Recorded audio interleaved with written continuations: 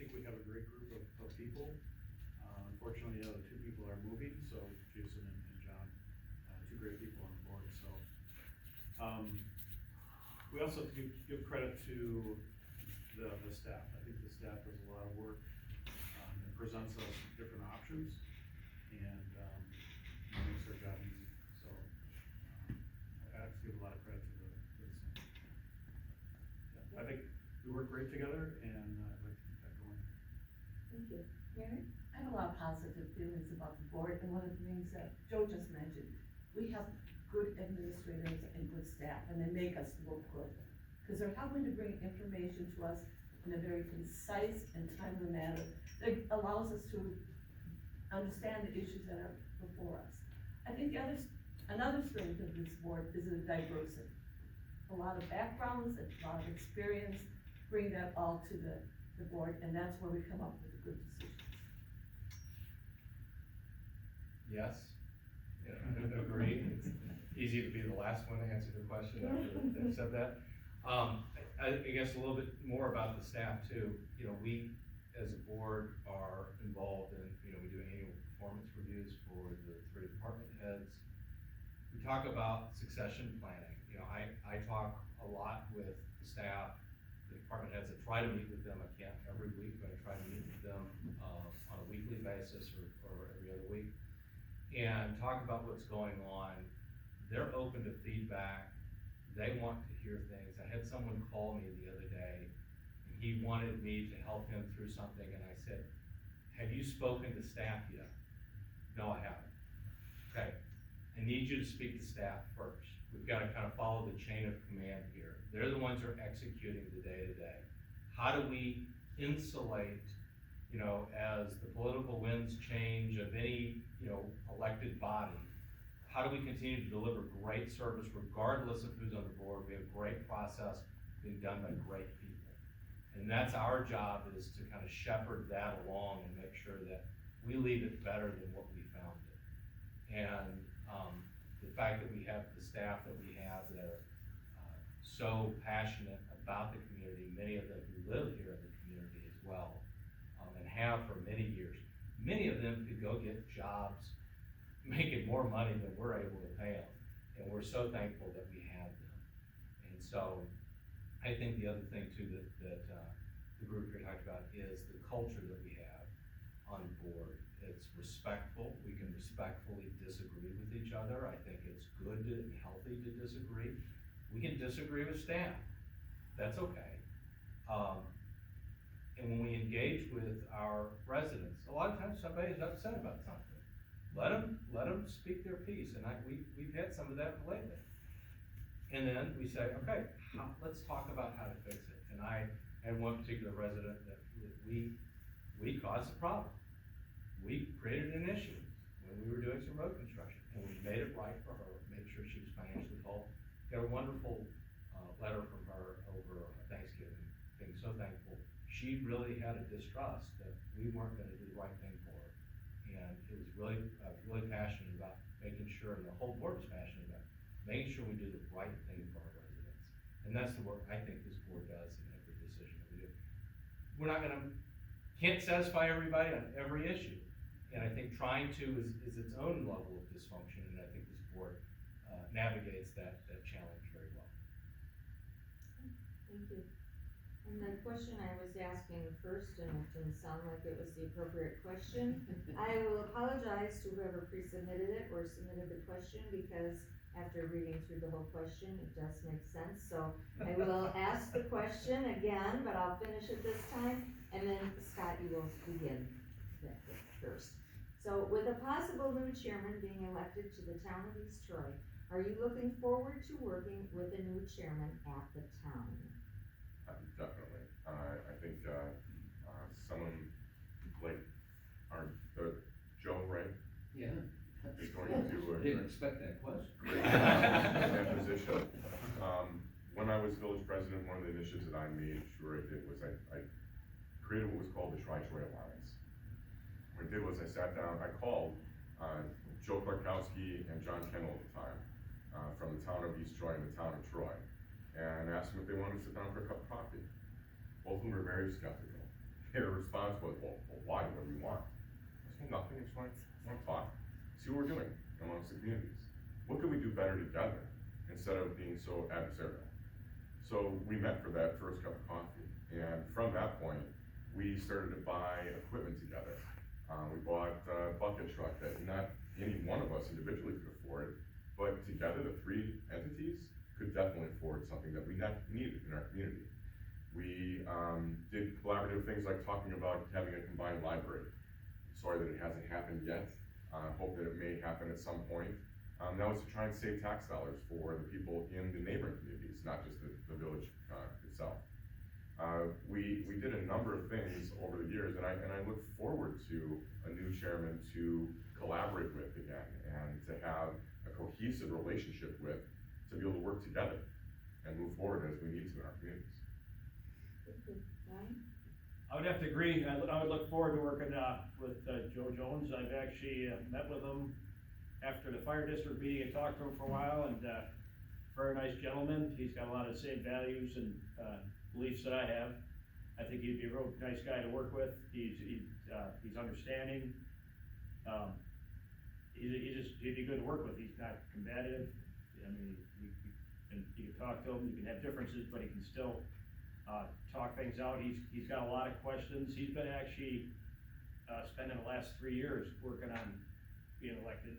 He's not just, started this campaign recently. He's been going around talking to people and asking questions for 3 years to find out about the town of, East Troy and how to help it. So I look forward to working with Joe. Thank you.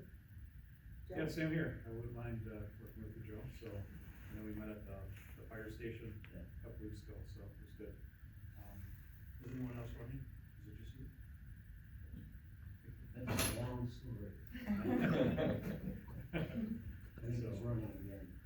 Yeah, but, no, it's good, yes, I look forward to working with you or whoever it is, so. Yeah, good opportunity, we have a lot of things going on, you know, to kind of piggyback on what Scott was talking about, the library and the Tri-Troy Alliance, you could say. I think that's gonna result in possibly some legislation change in the state. So, I know Mary met with Robin Ross I did. a couple weeks ago, so, so there's an opportunity for us, those three communities to save some money, so, yeah, so starting that off, I'm gonna change some of the state, rules, so, yeah, it's good.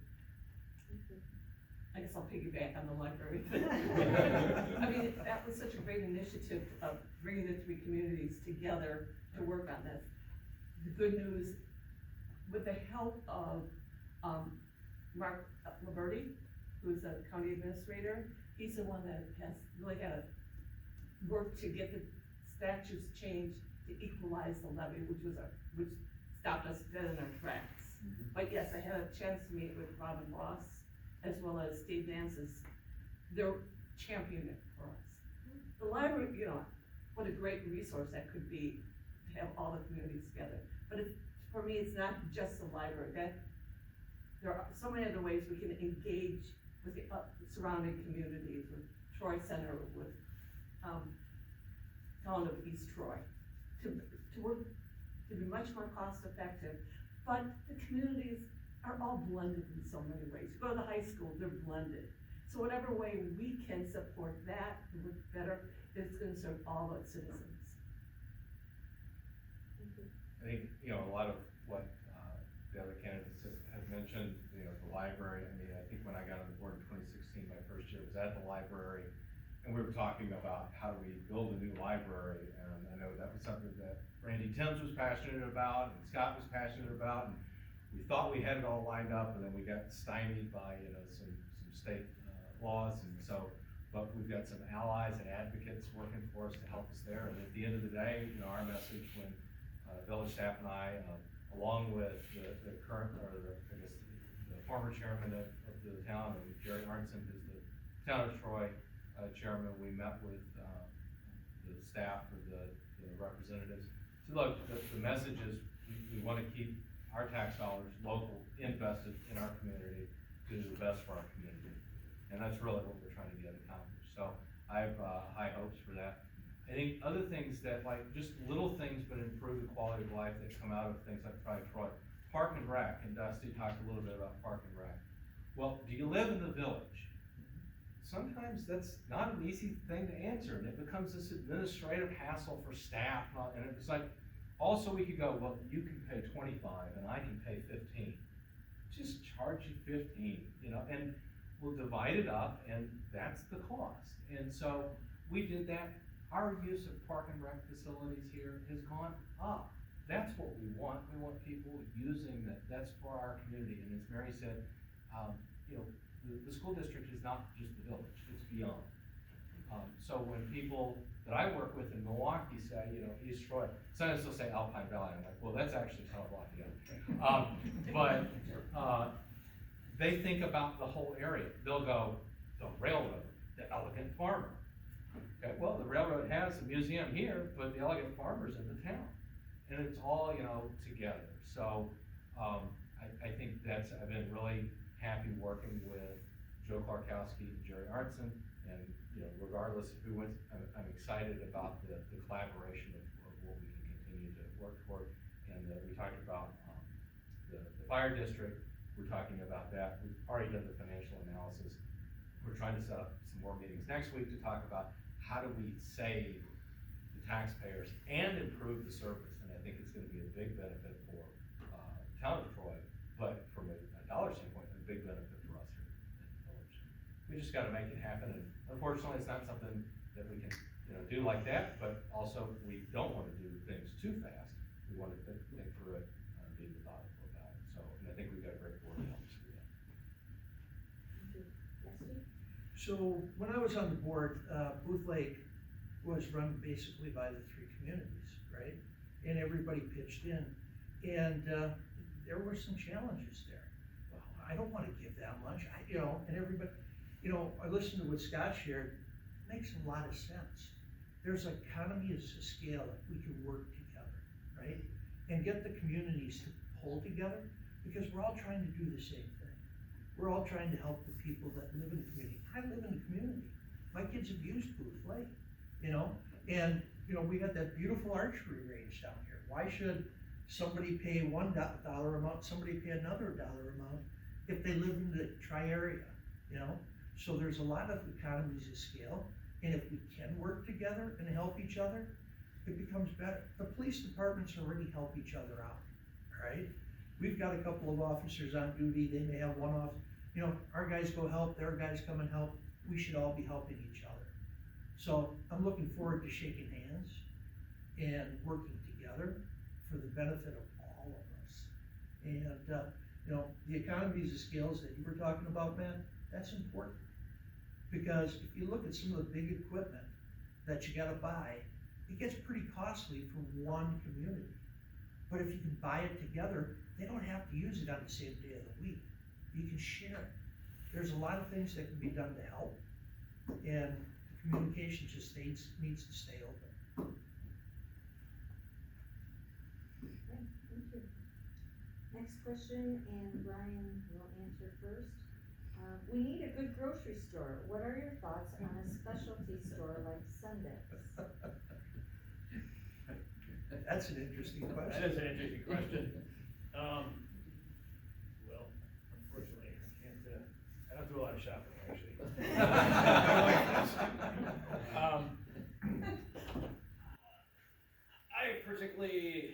I've shopped at Sundays actually before when I was at Wauwatosa.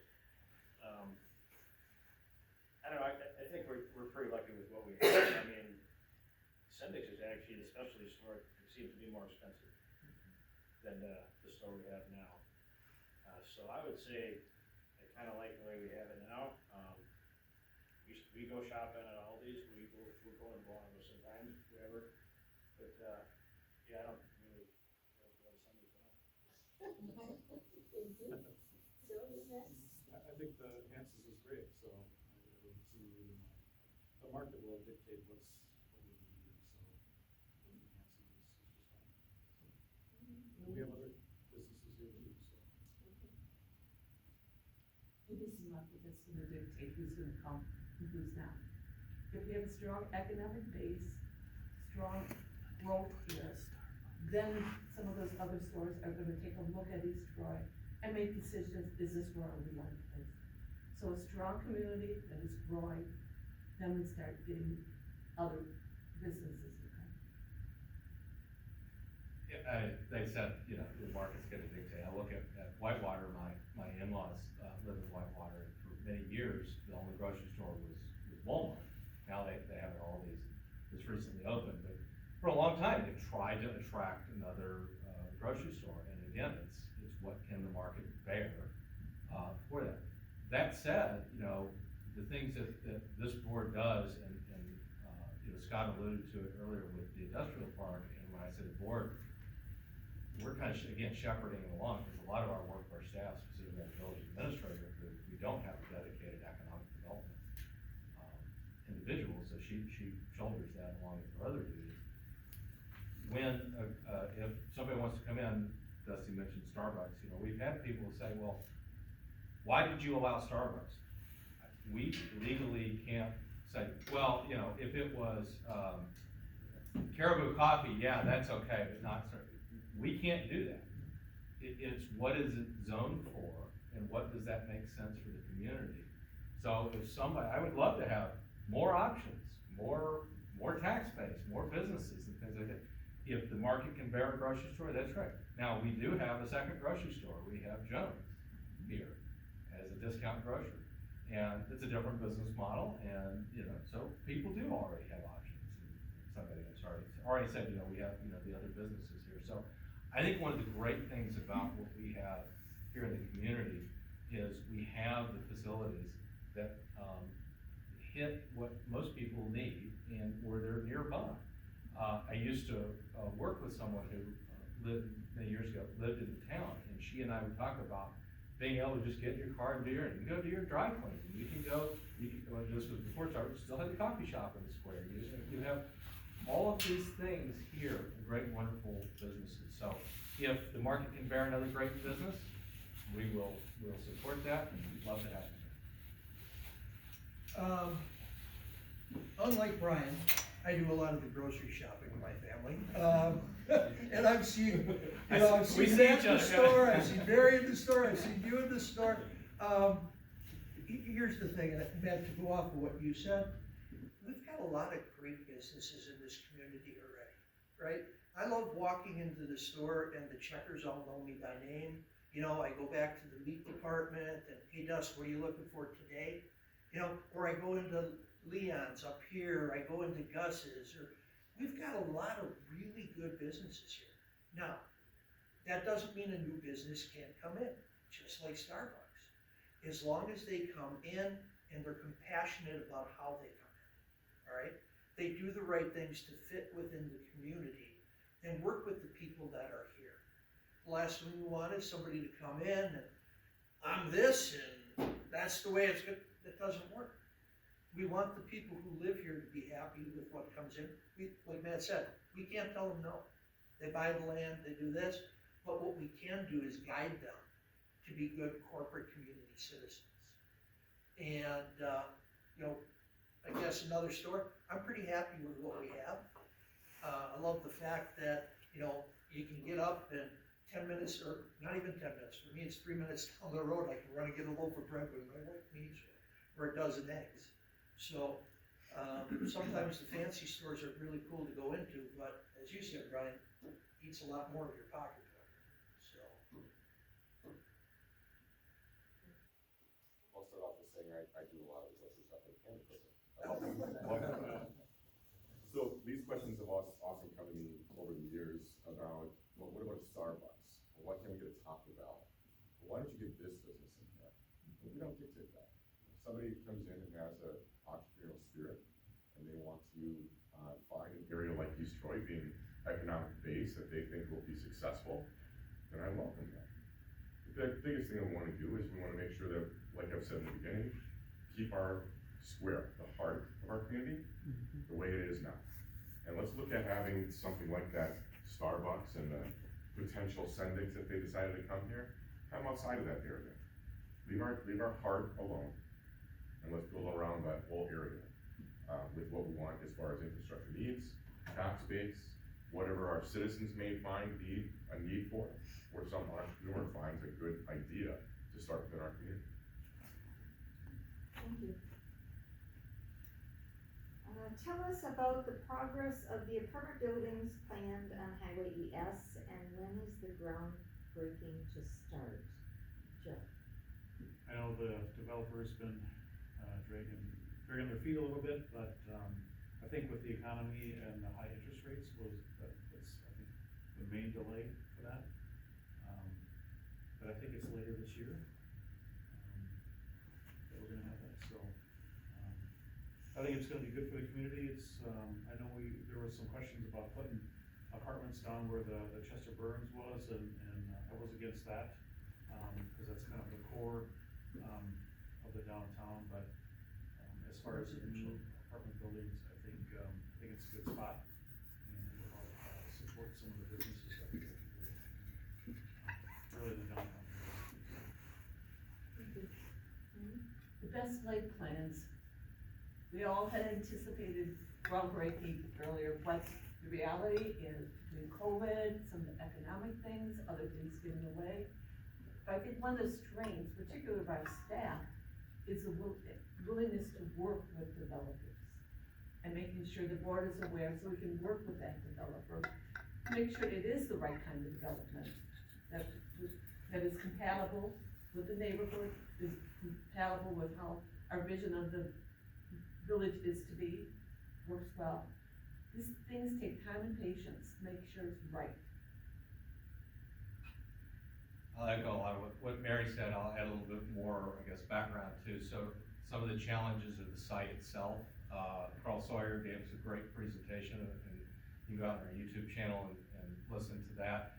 I think from the 80s, when they redid ES, they dumped all the concrete and asphalt on that property. So that's part of the problem and some of the delays in developing that. And for the other reasons too, we've had some economic changes over the past, 5+ years. But the developer, I think, is open and has been open to working with us, when Scott was president, now, with me and the plan commission, and Scott back in the plan commission. We want something that aesthetically fits as much as you can with the square. But remember too, the businesses in the square are very pro this development because there's walkability for them to the square. We've done traffic studies, negligible impact to that traffic. And if you go out to Honey Creek, there's not a traffic jam because those apartments are there. There's a waiting list for housing at, the Honey Creek apartments. Those are run by Sharonimi. We have one developer building single-family homes right now. That's Volinsky in Lake Bluff. They're about to finish up phase 2 and probably start phase 3 in the next year or two. And after that, there's no more housing being developed. So what is the village doing? This is one of them. We're looking at other properties. How do we work with the brownfield? How do we work with properties that are within the village that are on the south side of the village down by the Sharonimi apartments? And if you look nationally, and our staff put together an outstanding presentation, I think it was in March of last year, you can find the video on our YouTube. We did a joint village board plan commission meeting. There's a housing shortage nationally.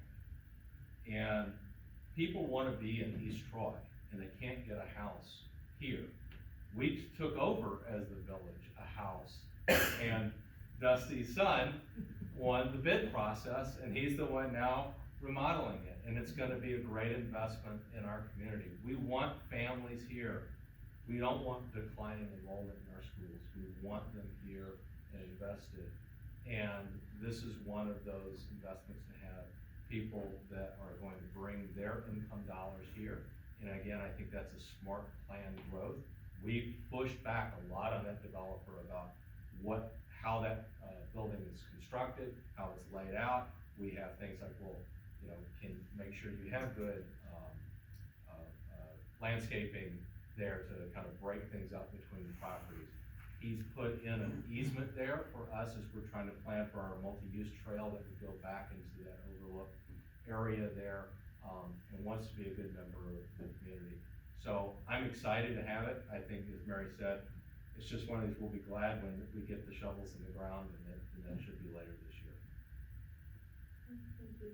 And that was more appropriate for the, incumbents, cause, the ones coming in probably don't have, I Well, could be I haven't wrong, thought on it, but, that's okay, okay. alright, go So, ahead. you know, a lot of great points made on this. The thing is, as we grow, we need to make sure that we grow compassionately and keep the charm that we have in the community that's making everyone want to move to East Troy. You know, if we just start stacking buildings up because we got a piece of ground, let's put a building up, that becomes problematic. We need to do traffic studies. We need to do fire studies. We need to understand sewer and water and all those things that are important when you're putting up an apartment building. One apartment building that they were looking at was gonna be 3 stories. And a fire truck couldn't handle it, all right? So we need to understand what's going on, what they're looking at. We need to understand the community. I love Scott's thought about let's protect the old part of the community and build on the outside and still respect what's here, what's been here, but give the new a chance to grow as well, all right? When they were looking to put those 3-story buildings up where the old school was, it wouldn't have worked.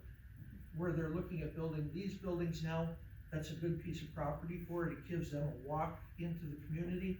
It sounds like some of the studies have been done. And with those studies done, it makes sense. So hopefully they can break down soon. And again, more rooftops, more tax dollars, more ability to do things for the community. And more tax dollars hopefully also means a reduction in taxes for those living in the community. Scott, did you wanna add something do. also? Okay. I was instrumental in the original conversations about that property. It's changed a bit from what its original presentation was to the board. The buildings are now going to be street facing, a little more stoic in height, right along the street edge because of the property itself. It's a blighted piece of land. Like Matt had identified in the 80s, they used it as a fill area for materials, and because of that, it's an almost unbuildable area toward the back side of the property. So the only physical way to truly do that is by front side. The developer that's on that property is a very good steward of his properties. He maintains the ownership of the lands, so we're not going to have him build it and then sell it off to somebody that maybe doesn't care about what he's constructed. We went through a diligent process of making sure that it matched the aesthetic appeal of what our square has. And if you look at our square, it's a mixed match of a bunch of different looks. But I think after very good discussions at the planning commission level, we came up with a pretty good look of what that is going to be representative of what our community kind of has as far as aesthetic appeal and architectural appeal, matching closely to some of the buildings that are existing on our village square. Thank you. Did you wanna add something? Yeah, sure. I think, the apartments are gonna be great. It's been a long time coming, but, a lot of issues happened with, how they could build it and everything like that. But, it's gonna be great. I talked to a lot of the businesses on the square, cause I go to almost every one of them. And, they're very happy for the walking traffic, the chance of getting walking traffic to their businesses and stuff for eating and all that stuff like that. So I think it's gonna be a great project. What I was very impressed with was my first planning commission meeting. Scott kinda laid into the developer, cause it wasn't quite meeting the architectural design that they had talked about. And they came back and with altered plans and stuff, and I think it's gonna be a really great building. And I think the board's done a great job to make sure the developer keeps it looking aesthetically pleasing along with the rest of the square. So I think it's gonna be great. I think it's great. Thank you. This next question is just